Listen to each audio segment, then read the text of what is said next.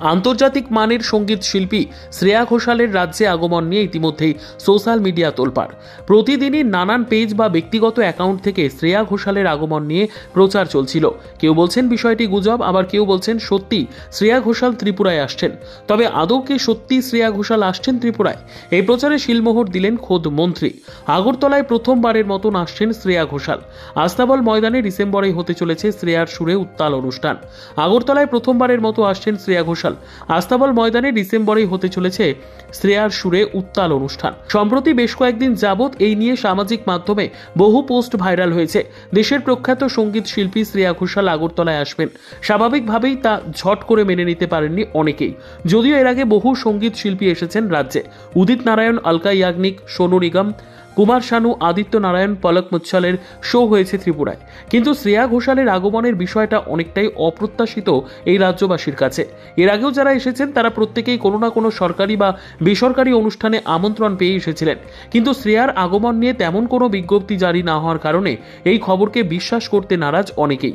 কিন্তু এবার সমস্ত জল্পনার অবসান ঘটিয়েছেন মন্ত্রী সুশান্ত চৌধুরী। বাস্তবে রাজ্যে আসছেন শ্রেয়া ঘোষাল। আগামী 14 ডিসেম্বর আস্তাবল তথা বিবেকানন্দ ময়দানে ওনার অনুষ্ঠান। মূলত রাজ্যের পর্যটন দপ্তর প্রোমো ফেস্ট 2024 নামে একটি নতুন আয়োজন শুরু করতে যাচ্ছে এবার থেকে। এই অনুষ্ঠানে আসছেন তিনি। সেই ঘোষণা দিতে শনিবার সরকারি আবাসনে একটি সাংবাদিক বৈঠক করেন মন্ত্রী ও দপ্তরের আধিকারিকরা। তখনই এই সংক্রান্ত কর্মসূচিগুলো বিশদে জানিয়েছেন তিনি। তৎসঙ্গে শ্রেয়া ঘোষালের আগমনের খবরে শিলমোহর লাগিয়েছেন তিনি। আগামী সোমবারের মধ্যে শ্রেয়া ঘোষালের অফিসিয়াল একটি ভিডিও বার্তা সাংবাদিকদের মাধ্যমে সমস্ত রাজ্যবাসীর কাছে পৌঁছে দেওয়া হবে বলে জানিয়েছেন তিনি। আগামী 14 ডিসেম্বর সত্যি আসছেন শ্রেয়া ঘোষাল। নমস্কার, আমি শ্রেয়া ঘোষাল। আমার ভীষণ আনন্দ হচ্ছে কি আমি প্রথমবার ত্রিপুরায় আসছি, আগরতলায় আসছি আমি 14 December to perform in tourism promo fest 2024, যেটা হচ্ছে স্বামী বিবেকানন্দ ময়দানে। আর আমার অনেক অনেক ধন্যবাদ ডিপার্টমেন্ট অফ ট্যুরিজম, ত্রিপুরা গভর্নমেন্টকে for bringing me to this beautiful event. এটা একটা বিশাল দারুণ opportunity for me to come to all of you and sing my heart out. তো সবাই এসো।